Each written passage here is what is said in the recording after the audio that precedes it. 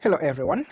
In this tutorial today, we are going to look at how to create an OPCUA client in Codesys on a Windows Soft PLC.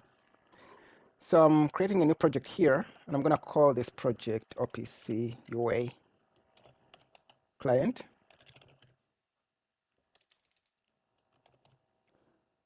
And standard project, and then I'll click OK here. And then on this stage, I select the device that I'm using. So like I said, we are going to use a Windows Soft PLC. So it's a Windows Codesys control runtime running on my computer here. So I'll go ahead and select Codesys control win v3. We'll show work and structure text, and then I'll click OK.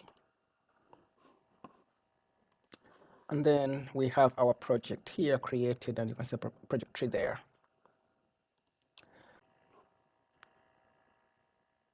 For our OPCUA client in Codesys here, we want to go under application here, and we want to add the data source manager first.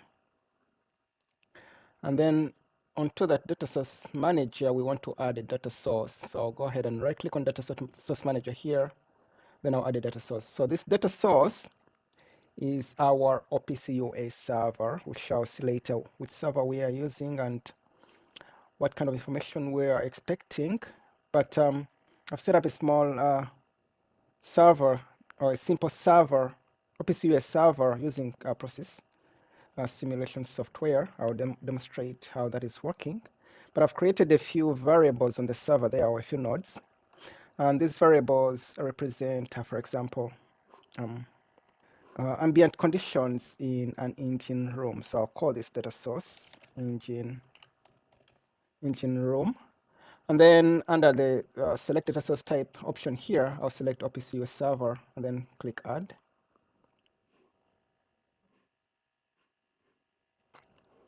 And now this dialog will when you select OPCUA server, this dialog will open here, and then you can fill in your OPCUA server properties, including server URL, security properties, and things of the kind. So before we proceed here, let me show you a little bit on the server that I've set up here using Prosys. So Prosys is a OPCUA server simulation software, and I've set up this already here. When I come under objects, I've created a root folder here called data, and under that folder there are a few nodes that I've put or created here, and I have a node temperature here, or rather a temperature node here. I have a humidity node, airflow, and dust level. So these represent ambient conditions in an engine room, like I said already. So this node here will give us information related to the temperature in the room. This has information related to the humidity, this to the airflow, and this to the dust level in the room. So as you can see, so basically when I go under value here, you can see that I've set up how this data should be generated. So this is random data that is being generated, and I can set up the range within which the values should be selected. So my range here is minimum 25 and 30 for the temperature. The type is a double here. We shall see why this is important later. But the data type is double here. Humidity, same thing. I've set up the range between 50 and 80, and then the data type as well is double. Airflow, same thing. It's between 5 and 7. So this is like meters per second. And then dust level as well is between 0 and 2. So this, every second, a new value is generated for each of these nodes here, and is generated randomly between those set ranges there, as you've seen. So now all I need to do is to set up the endpoint for this server here. So the server is running on my local PC as well. And if I go under status here, you can see that I can see the endpoint directly here. So I can just copy this directly. And then I go back here to my client configuration. So I can paste in that endpoint there. So this is kind of the computer name here. I can replace this with a localhost. Or you can use the loopback address, basically, since it's running on the same computer where my Codesys control runtime for Windows is running as well. So they're all on the same machine, so I can access the server using the localhost address there. So after setting up the endpoint here, I can just click next. And then it will browse the server for all the nodes there, and it will generate for me this list here, as you can see. So these are the different root folders that are hosted on that server there, and we can see our root directory there, this data directory, root data folder. When we expand there, we can see that we have those nodes that we've already seen. And you can see here, this is very important because on the server, we define our data as double, but then this wizard here is able to translate that to the appropriate or to the equivalent data type in Codesys. So Codesys doubles are represented as real or long real, as you can see here. So those are translated correctly. So you shouldn't have to worry about anything there. And then here you can select all the nodes that you want to host on or to read from your OPCUA client here. So I'll select all the 4 nodes that we've seen there, and then you make sure that you have this insert the items structured. Insert the items structured. So you select that, and then you just click finish there. So when you click finish, there are a few things that are created here on there are a few objects that are created here on your project tree. So under the data source, we have this is the under the data source manager, we have our data source there, and on that we can see we have a few properties here. So we have this variables tab here where you can expand and see which variables or nodes that you're reading from the server. Also, you can configure them in the way that you want. You can set them to be read only or write only or read write from this access rights option here. Then you have update always here. You can check if you want them to always be updated and things of the kind. Then you have type mappings here. We don't have any special type mappings, but we could add those if we were working with a type that is not recognized by Codesys. But for our case, like I said, the double data type has been already translated to the appropriate or to the equivalent data type that is recognized by Codesys. And then you can always come here and reconfigure your communication. For example, if you messed up the endpoint here, you can always come here and correct it and then update that, and then you have general diagnostics here. So we won't go into much details there, but just know that it's basically this is our data source there. So you can do all that configuration here.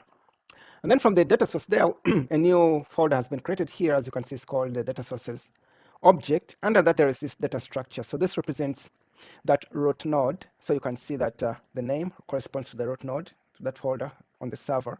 And then under that, each of the nodes, there is a type that has been created for that node. So this structure, this data structure represents the root node, and then under that we have all those different variables that, like we've seen already. And then we have another global variable list here. This one is called engine room constants. So we don't have any constants, but then we would have our constants defined here as well. And then we have this engine room. So this is another global variable list. So we have 2 of those. And this one has instantiated our structure here. So that means that if we want to access this data from any program, then we can always reference this data object here, and then we can read all the data from the server there, as we shall see how it's done actually. But this is very important. You should make sure that you have this global list here because it contains your root structure there, and you can then access your variables via this structure there. Okay, so that is it for this setup. Let's go ahead and create a few variables. We shall create a variable called temp, and this is of type. This variable represents the temperature node or the temperature variable on our server. And then we are going to create another variable called humidity, airflow, and then dust level there. Then we shall have humidity. Then we shall have another one called airflow.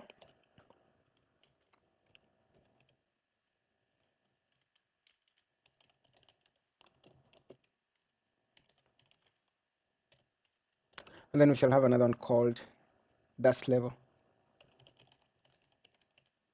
Like that.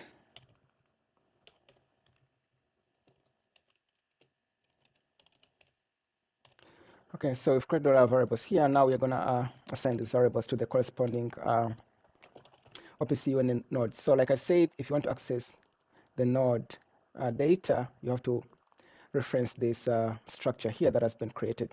So if we want to access all those variables here, then we have to, first of all, we reference the data source global list here, this here. So that will be engine room dot, now we reference the data. That is the structure, representing our root node on the OPCUA server. And now you can reference the variable itself or the node itself that you want to reference there. And then we go to the humidity. Okay, humidity will do the same thing. So that is again engine room, and then data, and then humidity, and then same thing for the airflow. So that is again engine room, data, and then airflow. And then lastly, we have this dust level. And again, it's engine room, data, and then airflow. Okay, now we are accessing our information from our program here. So that's a good thing. Now I'll go ahead and upload this program. Scan network. I should be able to find my PLC here. And then upload program. Program has uploaded.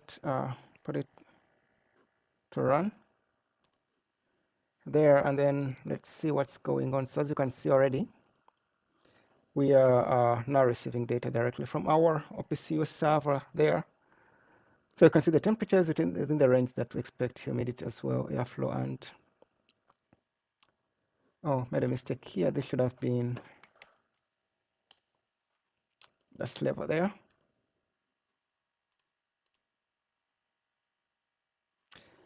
Yeah, so now we are getting the data directly from the OPCUA server. So we can compare a little bit with the data, and then, okay, we can't compare much, but you can see that the data actually does correspond. So if you come here, and we look at the actual value here for each of the variables, that is almost the same as we have it here. Also, if we check directly from the our data source here, if we go and this global variable list here, or global variable update here, we can see the data directly there changing as it is changing on the server there. So all good.